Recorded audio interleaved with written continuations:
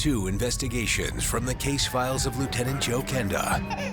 First, a 9-month-old baby is rushed to the hospital under mysterious circumstances. This could involve child abuse involving a death. That's not something I take lightly. These people should not be among us. They're dangerous, they're evil. To catch a monster, investigators must go undercover, but they quickly find themselves in the crosshairs. They planned to have the lead detective, who was me, killed. We knew you were a rat. We didn't know how much of one. Then, a beloved grandmother is gunned down in broad daylight. When you emptied a gun, it's because you're angry. And angry speaks to motive. I had no idea it could come to that. He could have stopped at any time, but he took deliberate acts to execute what he wanted to do. People can be very disappointing. They can do incredibly evil things. In my view, there's nothing more evil than hurting a child. There's one thing that never changes: murder. A life has been taken. Their stories are now my stories. I never know where a case is going to lead, but I'll never stop until it's solved. Somebody has to look out for the victim. If you kill, I will find you.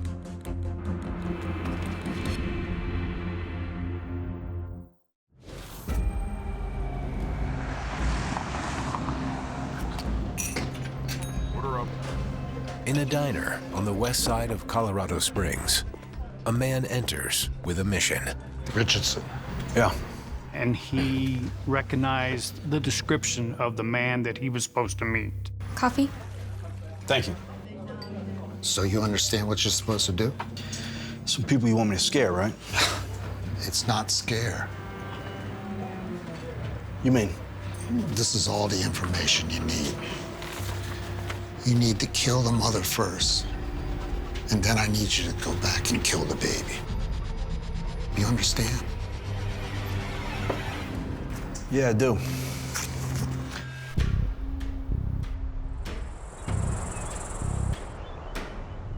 I was outside the city doing an interview in the county. I was on my way back. That's to Kenda. Go for Kenda. Because radio equipment in the 80s and 90s wasn't that good. There were a lot of dead spots, particularly on the outskirts of the city. Memorial Hospital, an infant in critical condition, child unresponsive. I meant out the words infant, child, and unresponsive. And the concern of the dispatcher was this could involve child abuse involving a death. 10-4, Kenda out. That's not something I take lightly. At the hospital, Hey. Kenda is briefed by Detective J.D. Walker. So what do we got? The victim's name is Samantha DeFazio, 9 months old. Her parents, Tony and Stella, they're in the room with her now. Tony and Stella are young, 24. He's selling insurance, she's working as tech support, and she's going to school. The daycare worker who called it in, Wanda Crawford, she's in the waiting room. Wanda Crawford cares for 5 kids in her private residence. Feel better? And she was taking care of Samantha at the time of this situation. So what happened? The nurse doesn't know. We have limited information right now. At this point in the investigation, all we know is that Samantha suddenly stopped breathing. Outside inside.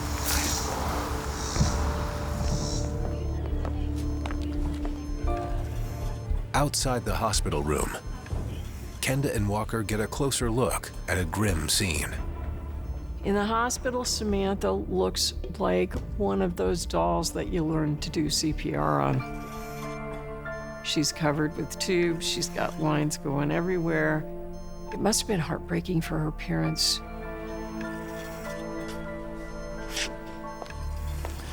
Excuse me, doctor. Yes. Can you tell us the baby's condition? The most important thing on a child abuse investigation is the injuries and the timeline of those injuries. She's suffering from a subdural hematoma.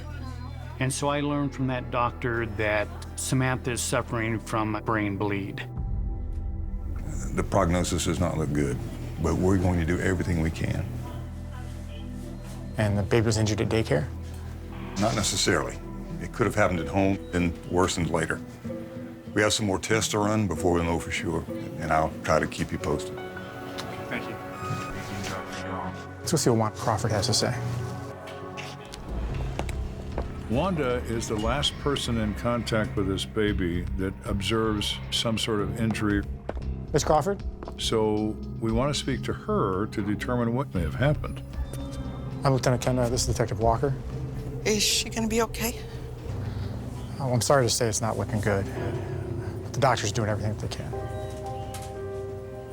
I can't believe this is happening. Poor, sweet baby. Wanda Crawford looks like absolutely the person you would want to trust your child with. She just seems like rock solid and really concerned. You can start by telling us a little bit about your daycare service.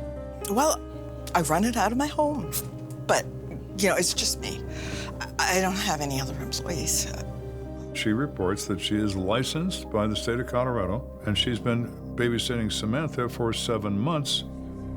Do you have any children of your own? Are you married? I don't have kids, but yes, I am married. Her husband is James Darnell. He doesn't have any part of the daycare center, but he is a school bus driver for elementary kids. So what happened this morning? What time did Samantha arrive? Well, Stella dropped her off around 8 on her way to work. And then I guess it was like around 9:30 or so that I went to check on Samantha and I noticed, you know, Samantha was having issues. Wanda said that when she hears Samantha cry, she observed her kicking like she was having convulsions. I didn't know if she was breathing. Wanda said when she got closer, it appeared that the baby had thrown up a bunch of mucus and was having trouble breathing. I thought maybe she was having a seizure, so I called 911 right away. What do you think caused Samantha's injuries? I'm not really sure. I would talk to Stella. You know, maybe something happened at home before she dropped Samantha off. She immediately notified Stella, the mother of the child. She would go to the hospital and meet Stella there, but she had to make arrangements with these other children before she could leave. So from her initial story, in our opinion, she proceeded correctly. Nothing about anything she said alarmed us in any way. In my experience, there's a lot of child abuse committed by the parent. Through disciplining the child, if you lose your temper and jerk on them, you could cause injury. I mean, don't get me wrong. You know, Stella seems like a really nice person. But sometimes the way she just plops the baby off during drop-off, it has me worried. All right, well, thanks for talking to us. Let me know if you need me. What do you think? I'm not sure. Let's talk to the parents. Why don't you take Tony, I'll take Stella. During their conversations, Kenda and Walker will be looking for signs of a disconnect between parent and child. Tony, I'm Detective Walker, Colorado Springs Police. I need to have a word with you. Sure. If a parent refers to their child as it, for example, they don't use the child's name. It's a distance that is between them and that child. So if you hear that, then the alarms go off. Walk me through the morning before work. It was just like any other morning. Help get Samantha ready for daycare. Here we go. Yes. Tony told me he strapped the baby in to get on their way to daycare. Yeah, I'll call you later. I love you, babe. Love you too. And Samantha waved at him and said, "Dada." Yeah. And they drove away. All right. At the other end of the hall, Kenda is listening to Stella's version of events. It was a normal day. We got Samantha ready for daycare, and I dropped her off with Wanda around 8. Stella said, all I know is Samantha was in perfect shape when I left her with Wanda Crawford. And how would you describe your home life? Good. I mean, it's hard because we both have to work, you know, but it's worth it. Samantha brings so much joy in our lives. I just can't believe this is happening to us. Baby Samantha was absolutely the light of Tony and Stella's lives. It was a planned pregnancy. They really wanted this baby.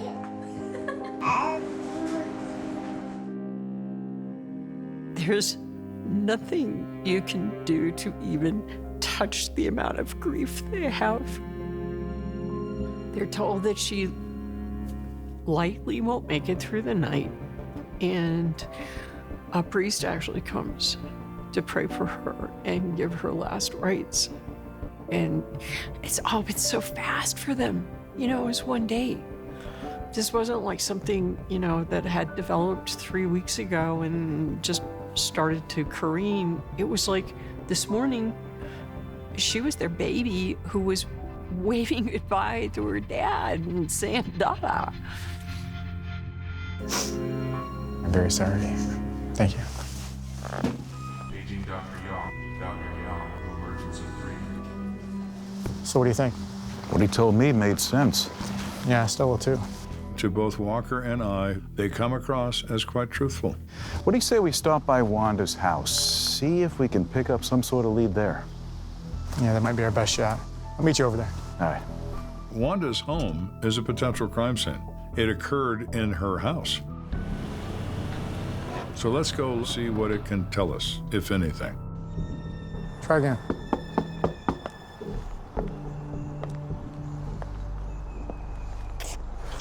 Where is she? Oh, hi, detectives. I hope you haven't been staying out here too long. Wanda looks like she's under the influence of alcohol and acts like it. She's sort of a little bit wandering in her speech and on her feet. Miss Crawford, have you been drinking? Well, yeah, I had a couple of scotches. I couldn't stop thinking about that poor baby, and I needed to take my mind off of what happened. Well, that's a little odd. Okay, fine, you're home. You mind if we take a look inside your house? Come right in.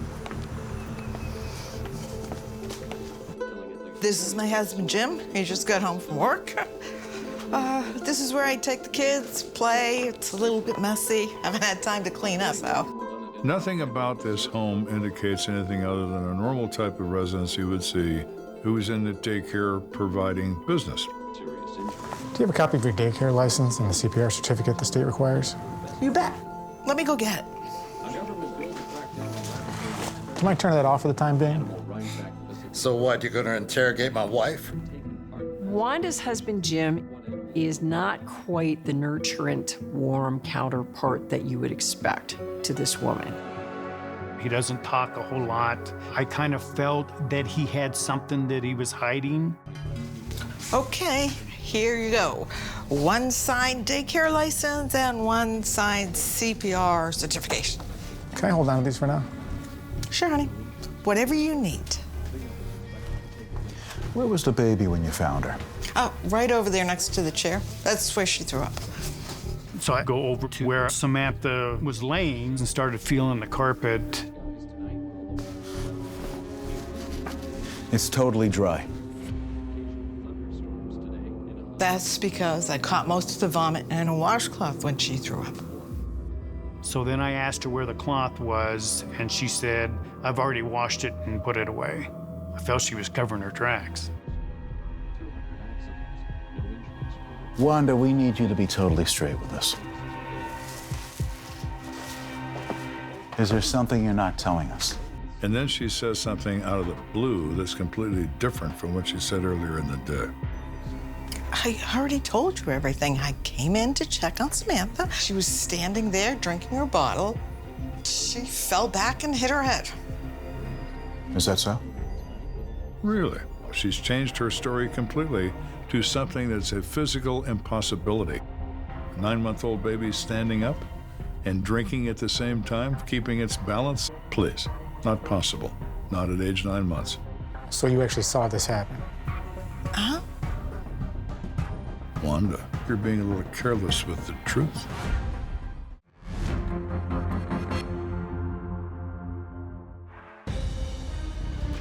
We are trying to determine the nature of the injury to this child, a 9-month-old baby named Samantha DeFazio, and who may be responsible for such a terrible thing.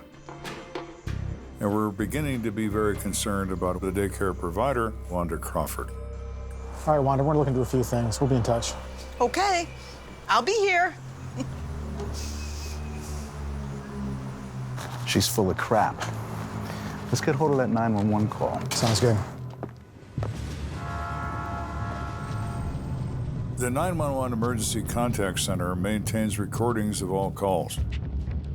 They can produce a cassette tape from their master tape. Ready? So we listen to it.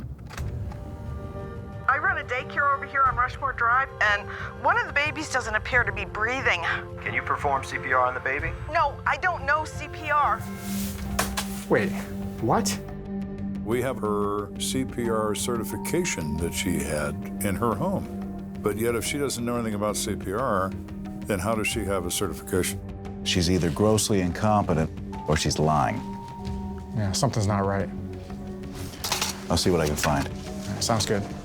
I checked her status as a care provider, and I learned that there were 6 complaints. In one of those, a 6-month-old baby had been found comatose and unresponsive in Wanda's care, which is remarkably similar to the current circumstances of Samantha DeFazio.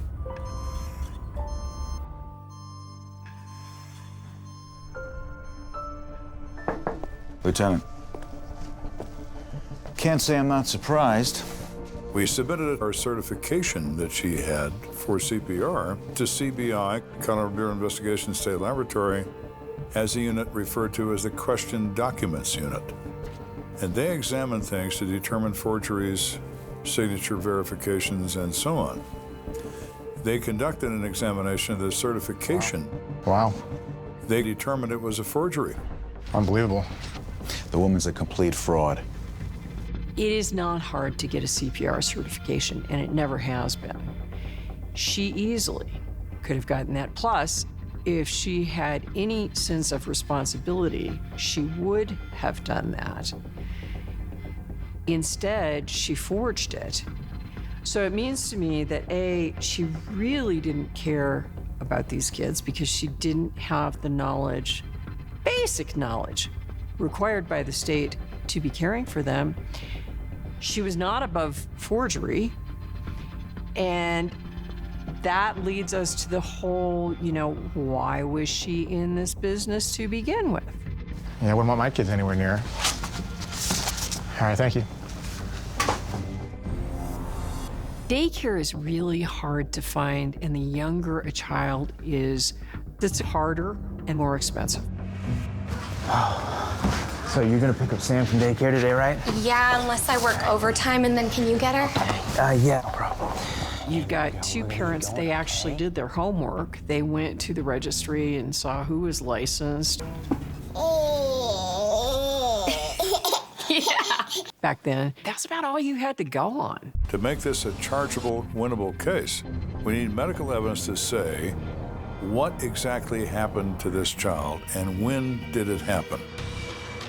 In order to learn more about baby Samantha's injuries, Kenda and Walker returned to the hospital. The doctors have now completed their thorough examination of this child. And that's all in addition to the head and brain injuries I told you about earlier. The child has serious and permanent nervous system injuries. The child's retinas were detached from her eyes, and the child is blind. We want to know what you think about what we're being told about how these injuries occurred. The daycare provider gave us a couple of different scenarios. One that the baby was having seizures, another that it had fallen and bumped its head. No, that doesn't work. Neither of those scenarios could have caused her injuries. I think it's a classic example of shaken baby syndrome.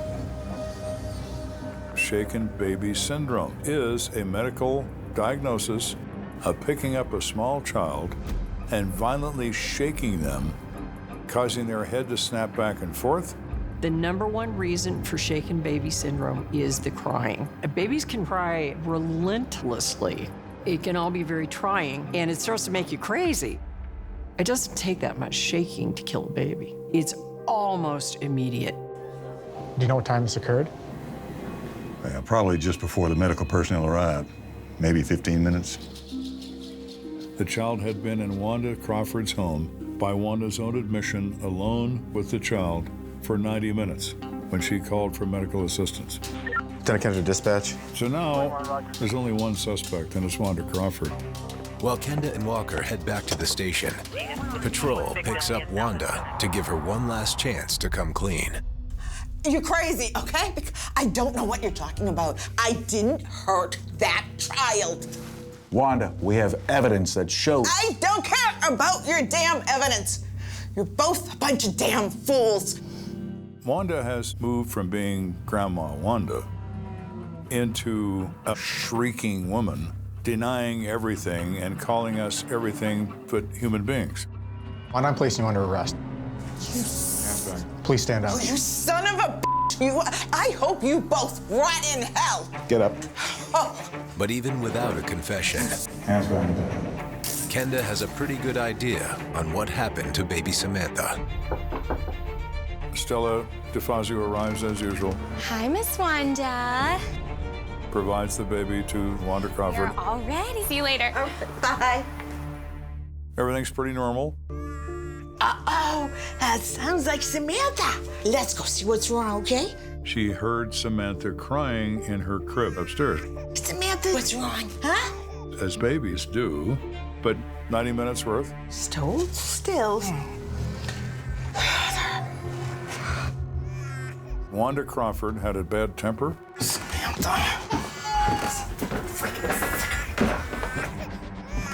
And at that particular moment, that child crying was the last straw for her. Shut up, shut up, shut up! Oh, God, you stinker-rat kid! And she picked that child up and violently shook the child. Oh, my God. Oh, go ahead. Wanda shook Samantha so violently that the baby's turning black and not breathing. She's scared. She doesn't know what to do. Yes, I run a daycare over here. She then became concerned that baby was going to die, but she would have even greater difficulty explaining, so she called 911. And it unravels from there. The result of it is it puts her in jail. While Wanda's arrest does bring some comfort to the DeFazio family, the injuries she inflicted on their daughter will never heal. As a result of Samantha's injuries, she will spend the rest of her life in a wheelchair. She can't see, she can't hear, she can't eat by herself. It's tragic. Wanda Crawford is convicted and sentenced to the Colorado State Penitentiary for 18 years. She's 65 years old.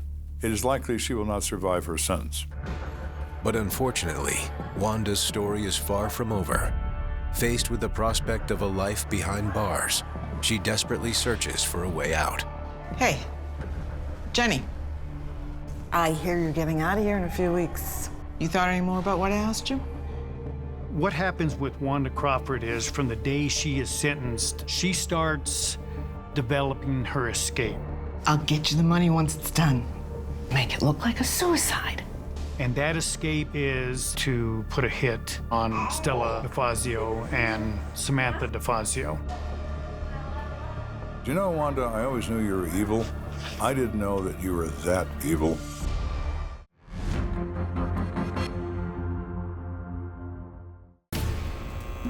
Wanda Crawford's been convicted of child abuse, and Wanda's attempting to hire an assassin to kill Stella DeFazio and baby Samantha.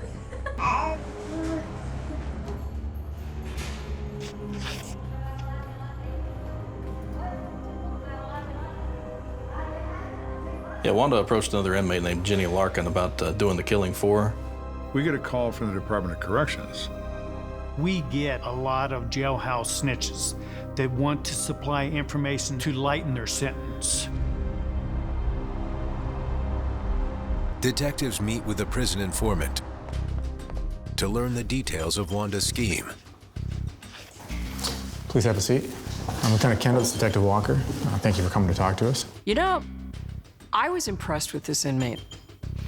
Obviously, She was a much nicer person than Wanda, which doesn't say a lot, but she was nearly out. She wasn't going to mess it up.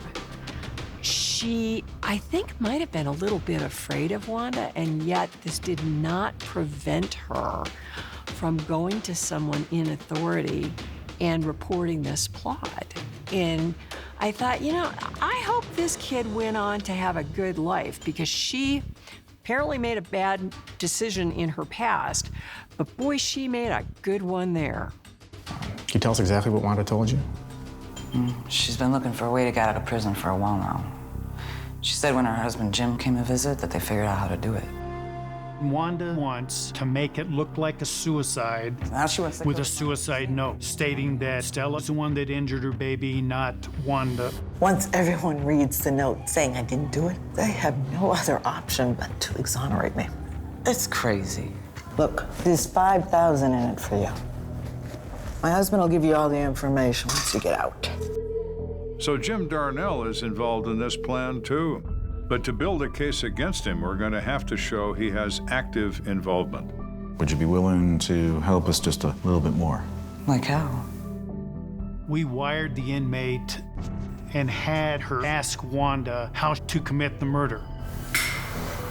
What if she figures out I'm lying? She won't. Just stick to the script.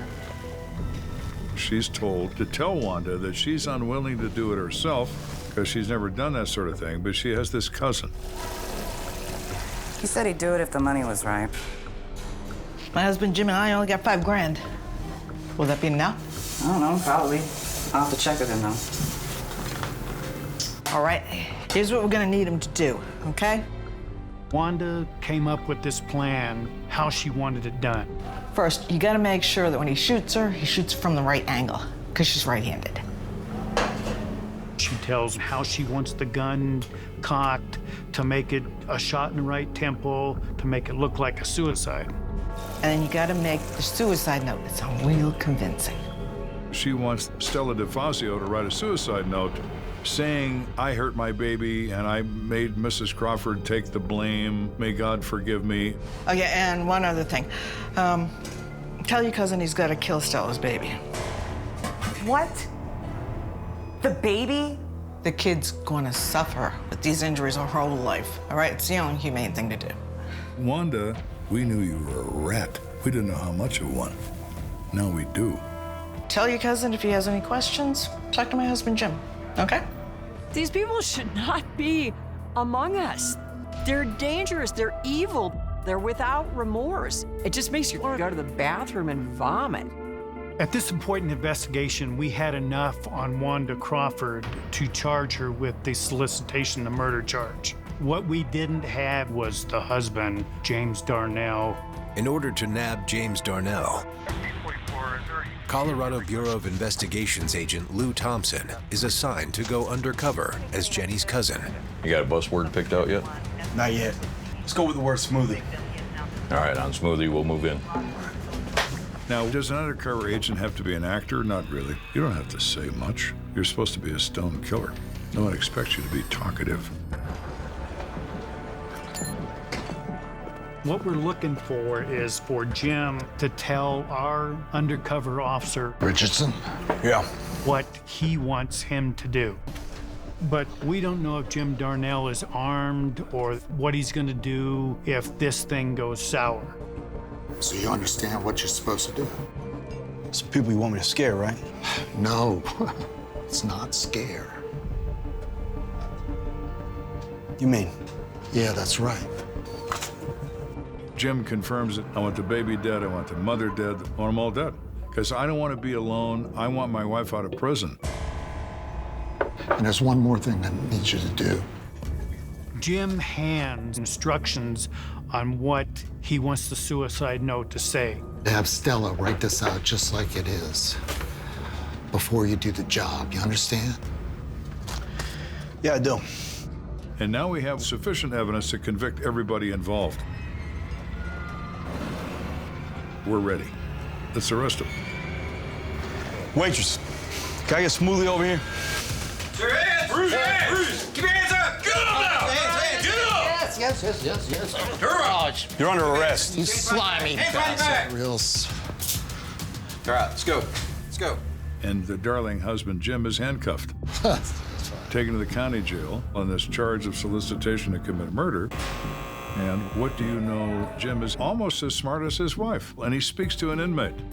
Jim wanted to have a judge, a senior deputy district attorney, and the lead detective, me, killed for sending his wife to prison. And what does this inmate do? Dutifully reports it, because it might be an advantage to him to so do. So now Jim gets hammered again for a second charge of criminal solicitation. In 1998, James Darnell pleads guilty to criminal solicitation of first-degree murder. Wanda Crawford is given an additional 32 years on top of her original 18-year sentence.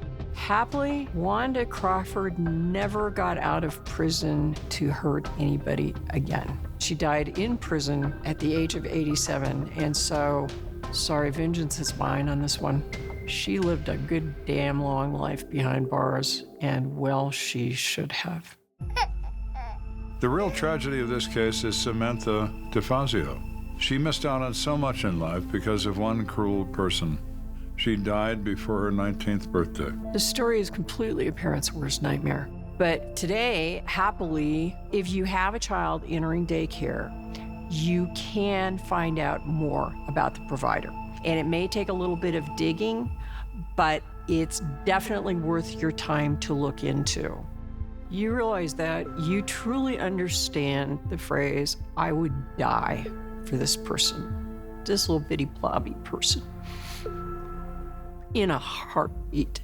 And you go through the things all mothers go, lack of sleep, so do dads. Babies cry. But the fact of the matter is, this little soul trusts that you will love and care for it. It doesn't even have the words for that, but it does. And everything about it is about you making sure of its safety. So do everything you can. Mine all of those resources, and don't be shy about it. And the one thing I would add is, do not ever be the least bit afraid to show up unannounced. Go see how it's going. If you are frustrated with a child, walk away. The frustration will pass. If you succumb to your emotions and you cause enormous harm to that person, someone just like me is going to show up and grab you by the throat. Coming up, a cold-blooded murder in broad daylight has Kenda on a desperate search for answers. It's unusual to have a person over the age of 60 suffer multiple gunshot wounds. Those kinds of crimes are reserved for the young.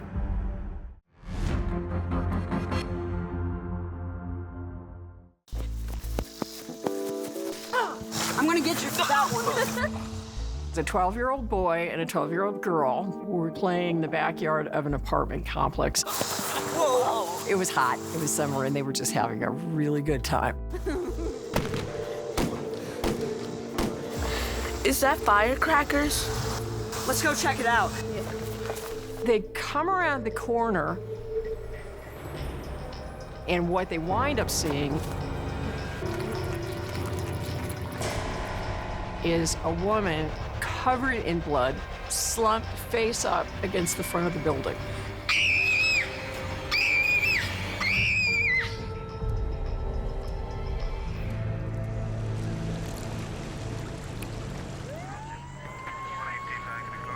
Within the hour, Kenda arrives at the apartment complex. This is more of a retirement community, so the people there are generally older and they're naturally curious just as much as anybody else. Some of these people view this as entertainment from their perspective. There's an old man sitting in a lawn chair, drinking a beer, and watching the proceedings like it's a movie. She had multiple gunshot wounds in the head and chest. We just got word that she was DOA at Memorial Hospital. They identified her as Dolores Wells. She's 64 years old, and she's a resident of the complex. My mom moved into this apartment complex. She would meet people, and they would like her right away. And my mother was the strongest person that I've ever known. Where was she found? Follow me.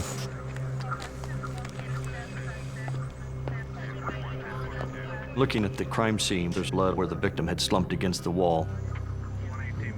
We also found these shell casings. Wow, that's a lot.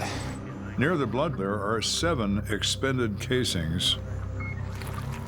The first indicator of that is a rage killing.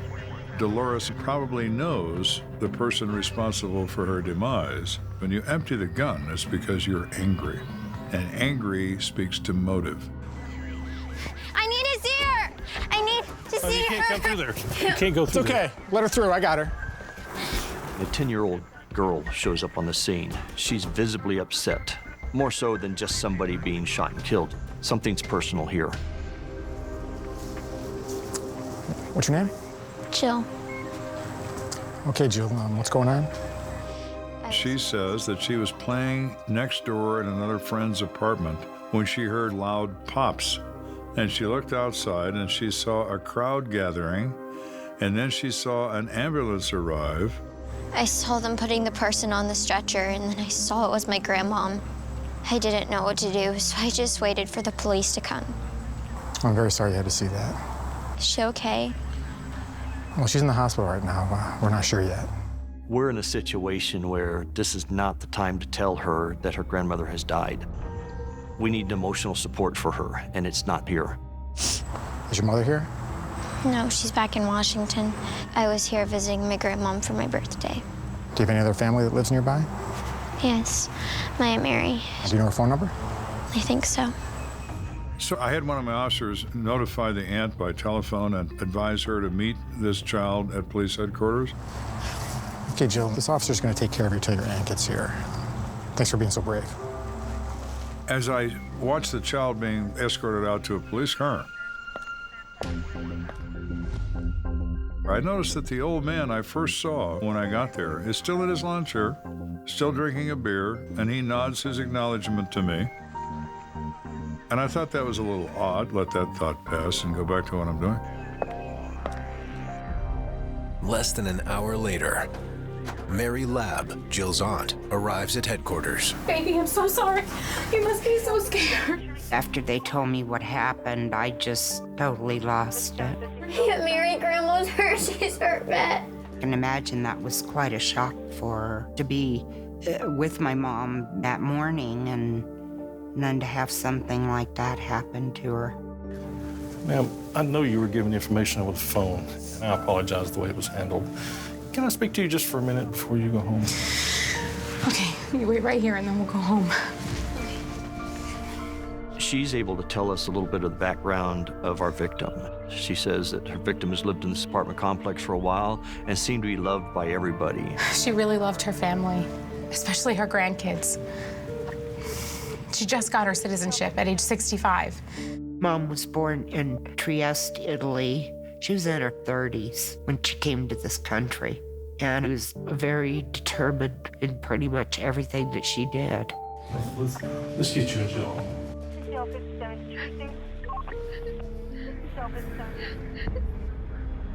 Back at the crime scene, Nobody seen or heard anything? Kenda continues to search for clues leading to Dolores Wells' killer. We're talking to all the residents in the building, and they all pretty much say that Dolores Wells was wonderful. She was everybody's grandmother. Oh no, that's terrible. She'd love to cook and cooked big meals for some of the residents. She would make cookies for the children that lived in the nearby complexes, and they describe her as a sweet little Italian grandmother who loved life. One resident said that he had heard that Dolores had argued with one of the other tenants in the building. I don't know him that well, but he's always yelling at someone, especially kids. Your typical angry old man. He said he hangs around with another old guy, and they're both kind of mean old guys, and they sit in their lawn chairs and drink. So your thought returns to that man sitting in that lawn chair. He doesn't look upset. He's not distressed. He's unusual. It's not against the law to be unusual, but it's interesting to me when you're unusual 50 feet away from a dead woman. Excuse me. I'm Detective Kenda. He's apparently found a way to breed beer under his chair because he still has a beer. Do you know anything about what happened here today? You mean with Dolores? That's right. Yeah, it's real simple. He turns and says, I shot her. I shot that bitch. Well, my.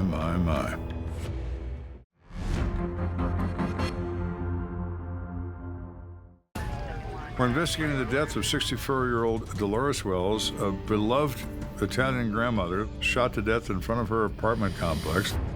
And we've encountered a guy sitting in a lawn chair having a beer who calmly announces that he's the person that did that. I'm sorry, what did you just say? I said I shot that bitch. There are people who falsely confess to crimes to gain attention. They are generally older, they are lonely. What's your name? James Chapman. Friends call me Jim. Once I got left. It's also entirely possible he shot Dolores Wells 6 times in the chest. All right, Mr. Chapman. If what you're saying is true, I'm gonna have to place you under arrest.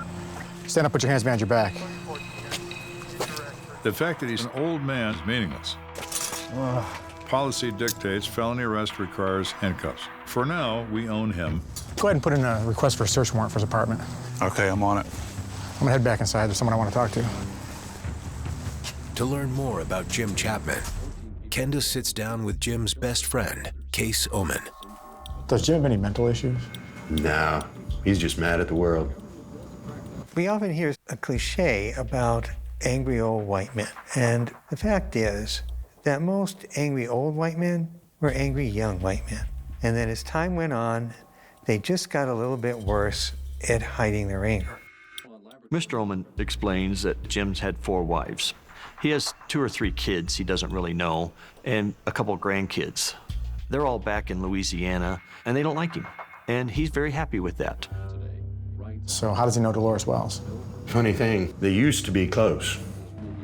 When my mom first moved into that place, she really didn't have any transportation. And she would cook him dinners for him taking her to the store. He seemed like a nice man. Unfortunately, he wanted to be more than friends, and she had no interest. Look, Jim, we talked about this. I don't understand, Dolores. What is it about me that you find so repellent? Jim, I like you, just not in that way. You just like the rest of them. You're ungrateful. You need to leave. Get out. Don't worry, I don't want nothing to do with ungrateful like you anyway. You're just a sad old man. Pathetic. My mom had mentioned that he started butting into her life and bothering her. My mom would never back down. She would come back with something. So what happened between the two of them today? All I know is Jim and I were outside having a beer when Dolores comes walking by. Mr. Oman reports Dolores Wells comes out of her apartment with trash bags, and Jim Chapman glared at her. Next thing I know, Jim gets up and walks away. He comes back. He had a gun in his pants pocket. That frightened him. What's he gonna do? Oh my God, he's got a gun. Dolores! No! And then he heard 5 or 6 gunshots. With little doubt that Jim Chapman is the killer, Kenda heads back to the station to hear the full story from Jim himself. We want as much knowledge as we can possibly have to present to a jury. I've got some more questions for you, Mr. Chapman. Let's just get this over with so I can go to jail and get a peaceful night's sleep for a change. In a jail, Jim? Do you think it's peaceful in a jail? So tell me what happened. Why did you decide to shoot Miss Wells? That woman was evil. I just couldn't take it anymore. Jim says that he and Dolores were oil and water. They never got along. Well, that's not what the witnesses said. He claims she spread rumors about him in the neighborhood, and she did all these terrible things, none of which were true. It all started with that brat granddaughter of hers raising hell outside my apartment. Hey! Knock it off! Take that damn ball and get the hell out of here! Chapman says when he did that, Dolores Wells came out of her apartment, looked at him, and said, "You cannot speak to my granddaughter like that." You are just a miserable old drunk. Dolores! No wonder your family won't talk to you. Go back in your room and drink yourself back to sleep. Chapman says that he was furious. The longer he thought about it, the more angry he became with what Dolores had said to him. A little later on, Dolores walks out, taking out the trash, and that's when Jim decided to go upstairs and get the gun. Not only does he go get a gun, he makes certain the gun is loaded with a maximum number of bullets. The weapon will carry 6 rounds in the magazine and 1 in the chamber. Jim made sure that 7th round was in the chamber. What Jim has told us so far clearly constitutes premeditated murder. He could have stopped at any time, but he took deliberate acts to execute what he wanted to do. Dolores! She came back from the dumpster, and he said, "I want you to keep your mouth shut about me." Jim! Dolores! He said at that moment, No! he pulled the gun and shot her once. She fell to the ground stunned, and he felt he was sort of stunned too, but then he stepped forward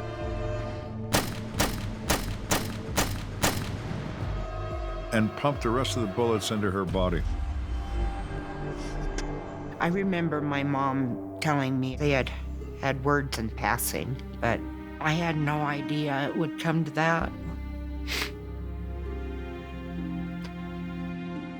I got no regrets. Got everything that was coming to her. Oh, Jimmy, you need several psychiatrists. One's not going to be enough. The search of Chapman's home provides the physical evidence to back up his confession. We find a Jennings model J22 caliber semi-automatic pistol. It's pretty obvious that there's our murder weapon. Jim Chapman is convicted of first-degree murder and is sentenced to life in prison. Even though we didn't have her physically, she'll be with us forever. And my sons idolized her grandma. My son even got a tattoo of his grandmother on his arm so that she would be honored and never forgotten. An angry old man who has no control over his temper, who takes someone's life for ultimately no reason at all except she stood up to him. What a waste for everyone.